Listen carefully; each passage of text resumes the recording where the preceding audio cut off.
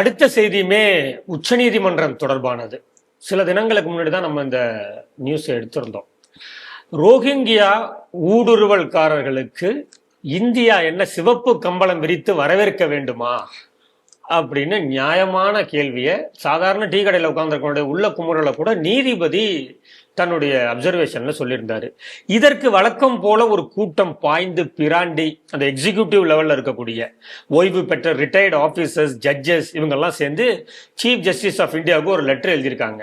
இந்த மாதிரியான வார்த்தை பிரயோகங்கள் எல்லாம் பயன்படுத்தக்கூடாது, அது ரொம்ப புண்படுத்தக்கூடியதா இருக்கு, பொது வெளியில நீங்க அப்சர்வேஷன் கொடுக்கும்போது ரொம்ப பார்த்து பக்குவமா கொடுக்கணும் அப்படிங்கிற மாதிரி சொல்லியிருக்காங்க. எனக்கு இப்போ வர இந்த திருப்பரங்குன்றம் ஜட்ஜ்மெண்ட்லேருந்தே எல்லாமே இனிமேல் ஜட்ஜ்மெண்ட் எழுதுறதுக்கு முன்னால் விசாரணைலாம் முடிஞ்சிருச்சுங்க. நான் ஒரு 300 பக்கத்துக்கு டைப் பண்ணி வச்சுருக்கிறேன். நீங்கள் ப்ரூஃப் ரீடிங்லாம் கூட முடிச்சுட்டாங்க, ஸ்பெல்லிங் மிஸ்டேக்லாம் ஒன்றும் இல்லை, பார்த்துட்டேன். பட் இதில் ஏதாவது வரி சேர்க்கணுமா குறைக்கணுமா அப்படின்னு இப்போ நீங்கள் சொல்கிற இந்த பைத்தியக்காரனுங்க இருக்கானுங்கள ஒரு 100-120 பேர் இருப்பானுங்களா இருக்குது.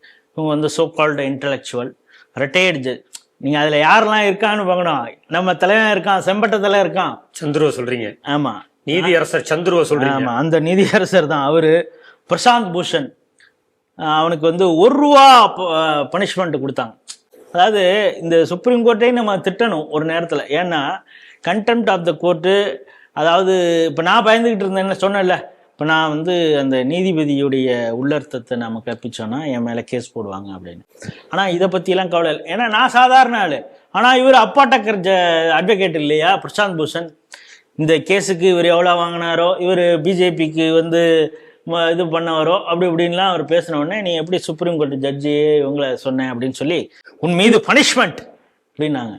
அப்புறம் ஏதோ பனிஷ்மெண்ட் என்னதும் அவரே கூட பயந்துட்டாரு. இப்படி எல்லாம் பண்ண மாட்டாங்களே, என்ன திடீர்னு பனிஷ்மெண்ட்னு ₹1 உனக்கு பனிஷ்மெண்ட். ஏன்னா என்னதான் இருந்தாலும் அவரும் ஏதோ கருத்து சுதந்திரோட பேசிட்டார்.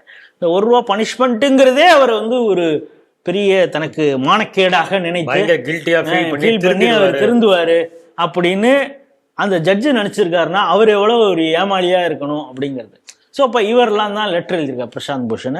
அதுக்கப்புறம் ராஜீவ் தவான், ஒரு சில பியூரோக்ராட்ஸு, அகடமிஷியன்ஸ் இவங்கெல்லாம் சேர்ந்து சுப்ரீம் கோர்ட்டுங்கிறது the last step of poor persecuted. அதாவது இங்கே யூடாபர்ஸ் சில பேர் பேசுகிறான்ல, குரலற்றவர்களின் குரலாக நாங்கள் ஓங்கி ஒழிப்போம் அப்படின்னு. அது மாதிரி இவர் கே சந்திரன் சுப்ரீம் கோர்ட்டுங்கிறது நீங்கள் சாதாரண கோர்ட்டாக, அதாவது இன்னும் எல்லா கோர்ட்டும் எல்லா கேஸும் வந்த உடனே 1 மாதத்துக்குள்ளார எல்லா பைசலும் பண்ணி அங்கே வேலை பார்க்குற அட்வொகேட்லாம் ரொம்ப கஷ்டப்பட்டு இருந்திருக்காரு. ஆனாலும் நீதி நியாயத்துக்காக போராடி இவ்வளோ தூரம் வந்துருக்காரு. ஃபீஸே வாங்காம போராடி அவருக்கு நீதி பெற்றிருந்தோம். கடைசி கட்டமான இடத்திற்கு ஒரு ஏழைகள் வரக்கூடிய இடம், மத சிறுபான்மையினர்கள் வரக்கூடிய இடம், உலகெங்கிலும் துரத்தி அடிக்கப்பட்டவர்கள், வேறு கதியே இல்லாதவர்கள் இங்கு கடை தேரலாம் அப்படின்னு இங்க இந்த நீதிமன்ற வாசல்ல நிக்கிறாங்க. அவங்களை எட்டி உதைக்கிறது மாதிரி உங்களுடைய வார்த்தை இருக்கு. இதெல்லாம் நியாயமா? இதெல்லாம் தர்மமா? சூரியகாந்த் அவர்களே, அவருக்கு இன்னும் போனா போகுதுன்னு இன்னும் சங்கி பட்டம் கட்டலை. என்ன எதிர்பார்க்குறாங்க? இன்னும் 2-3 கேஸாவது இந்த பிஜேபி கவர்மெண்ட்டுக்கு எதிராக அவர் பேசுகிறாரா? இப்படி கவாயை ஒரு ஆள் செருப்பு கொண்டு அடித்தார் தெரியுமா? ஆமாம், ஒரு அட்வொகேட் அடித்தார்.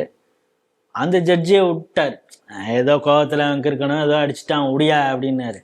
அவரை நான் மன்னிச்சிட்டேன், அது ஏதாவது செய்ய போய் அவர் இன்னும் ஃபேமஸ் ஆகிடுவாரான்னு. ஃபஸ்ட்டு இவங்க என்ன யோசிச்சாங்க, அவர் பேரை பார்த்த உடனே இந்த செருப்படுத்து அடித்தவர் இவர் ஏதாவது சித்பவானந்த பிராமணராக இருப்பாரோ அப்படின்னு யோசிச்சிருக்காங்க. பார்த்தா அடுத்த நாள் ப்ரொஃபைல்லாம் போட்டு நோண்டி நோண்டி பார்த்துருக்கானுவான். அவரும் அதே சமுதாயத்தை சார்ந்தவர்னு தான் இதை ட்விஸ்ட் பண்ண முடியாத இருந்தா. அப்படி இருந்தாலும் இவங்க அடங்கலை.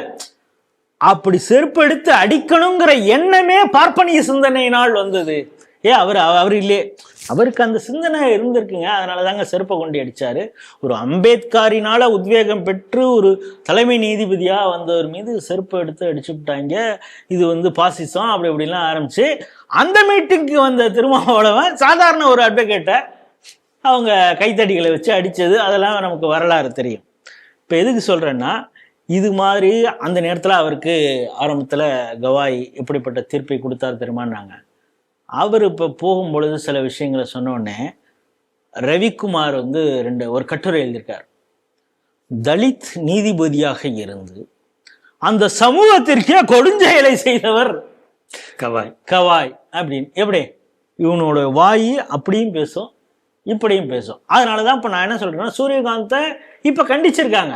இன்னும் 1 மாசம் 2 மாசம் கழிச்சு கேள்வி கேட்ட சூரியகாந்த் அதாவது சூரியனை போல தகதகத்தினார், ஆடி போனார் அமித்ஷா இப்படின்லாம் நாளைக்கே அவங்க பேசுவாங்க. ஆனா இப்போதைக்கு ஒரு கண்டனம் தெரிவிச்சிருக்கிறாங்க. அதாவது மத சிறுபான்மையினர் எங்க பார்த்தாலும் அவங்கள அடிச்சு துரத்துறாங்க. நாடற்றவர்களாக கதியற்றவர்களாக ரோஹிங்கியாக்கு இருக்கிறார்கள். அவர்களுக்கு இந்தியா தானே அடைக்கலம் கொடுக்க வேண்டும் அப்படின்னு. நான் என்ன சொல்றேன், பிரசாந்த் பூஷன் ஒரு தேங்காய் முடி அட்வொகேட் கிடையாது. அவங்க அப்பா வந்து தவான், அவரு பெரிய ஆளு பூஷன், அவரு பையன் இவரும் அப்பாட்டக்கர் அட்வொகேட். இவங்கெல்லாம் வாங்குறதெல்லாம் லேக்ஸ்ல தான். உன் வீடு நல்லா நீ வந்து பெரிய மாளிகை டெல்லியில வச்சிருக்கன்னா நீ ஒரு 100 பேரை வச்சுக்க, உன் பொண்ணை வேணாலும் கல்யாணம் பண்ணி கொடு. ரோஹிங்கியாவுக்கு ஏதாவது அகதியா பாரு, நான் வந்து முன்னுதாரணமாக இருக்கிறேன். என் பிள்ளைய கட்டி கொடுத்துருக்கேங்க. இப்போ 5-6 வருஷத்துலேயே ஒரு 40 குழந்தைங்களும் எங்கள் வீட்லேயே உருவாயிடுச்சுங்க. இது போல என்னை போல எல்லாரும் மாறுங்க அப்படின்னு முன்னுதாரணமாக இருங்கிறேன். நாடு அவர்களுக்கு கடமைப்பட்டு இருக்கிறது, அவர்களுக்கு சேவை செய்ய வேண்டும்னா இது எதுக்கு? இங்கே இருக்கிறவனுக்கே சோத்துக்கு வழி இல்லாமல் இருக்கிறான், நீ அவனை கொண்டாந்து காஷ்மீரில் கொண்டு வைக்கணுங்கிற. நம்ம கேளம்பாக்கத்தில் கூட கேம்ப் இருக்கு ரோஹிங்கியாவுக்கு. அவங்களுக்கு இவங்களெல்லாம் இங்கே எல்லாம் பண்ண முடியாது. டே நீ ஊடுருவல்னா வந்துட்டுனா உன்ட்ட டாக்குமெண்ட் இல்லைன்னு தானே இருக்கணும். டாக்குமெண்ட் இல்லாதவனை எப்படி நாங்கள் ட்ரீட் பண்ணுவோம், அப்படிதான் பண்ணுவோம் அப்படின்னோடனே இப்போ அதை குடும்பம் இல்லை.